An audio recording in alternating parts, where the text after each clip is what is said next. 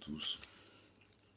Je devais faire la vidéo pour Gucci. Mais du coup, je vais la faire plus tard. Là, je suis tombé sur Maxime Nicole, en fait, qui rejetait le terme complotiste, complotisme. Moi, je dirais qu'il faut pas avoir honte, hein. Faut prendre ce mot-là. Enfin, du moins, faut trouver un synonyme. C'est plus chercheur de vérité. Je pense que, t'as vu, on a des sources, tout est factuel. Il te parle de complot, t'as dit que t'as ouvert les yeux, qu'avant t'étais con politiquement. Tu vois maintenant et tu sais qui nous oppresse, qui nous roule dessus. Je pense que t'as même de savoir qu'effectivement il y a quand même un complot contre les peuples. Il y a une guerre carrément contre les peuples. Parce que si tu dis que t'as ouvert les yeux et que tu vois les OGM, les perturbateurs endocriniens, que tu vois des sols contaminés, l'eau fluorée, la bouffe sans nutriments, le codex alimentarius, euh, quand tu commences à rentrer dedans, et là c'est pas du complotisme, c'est pas du conspirationnisme, c'est juste de la vérité. Donc, tu vois, il y a des gens, il y a des gens qui ont écrit, c'est sourcé. Malheureusement, il y a deux personnes aussi que j'ai en tête qui sont mortes de façon suspecte, mais bon, là justement, il ne faut pas être dans l'excès de complot. C'est Claire Sévrac et Corinne Gouget.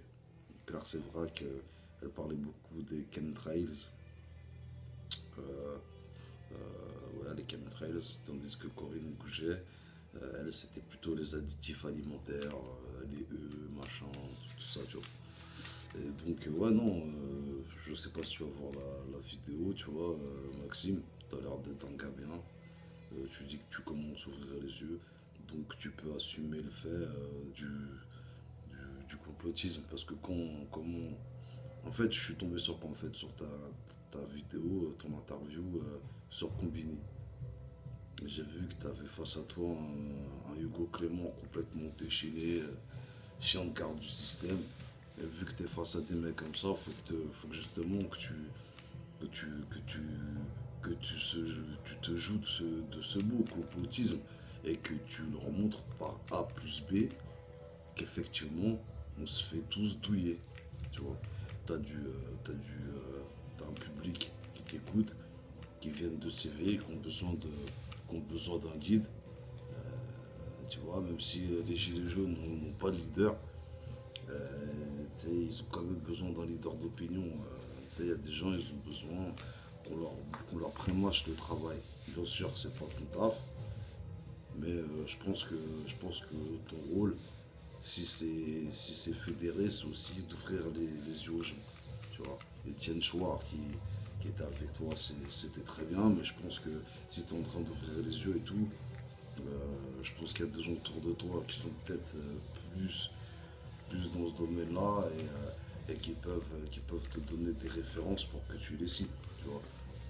Je suis pas sûr que tu me verras. Moi, je suis une toute petite chaîne. À la base, je devais faire autre chose, mais avec le mouvement Gilets jaunes, tout ce qui se passe, toutes les attaques euh, pour diviser le peuple français, bah, je me suis lancé aussi, tu vois. Je me suis lancé aussi, mais en voyant aussi le travail d'un frère qui s'appelle Kamel de Parlons peu, parlons bien, qui essaye à son échelle aussi de faire les choses. Bah voilà, bah ça pousse à s'exprimer.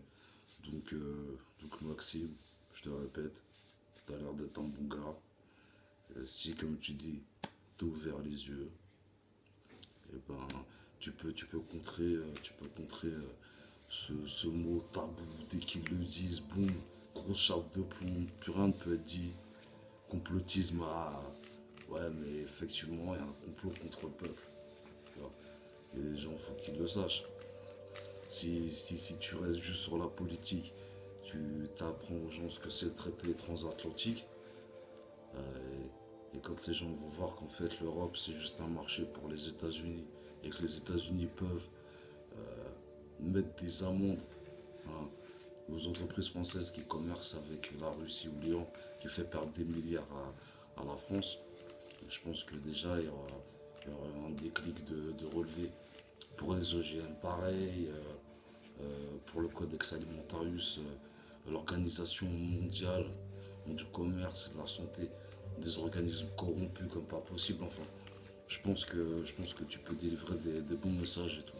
Donc si tu vois cette vidéo, bah, sache que je t'apprécie, que continue ton travail.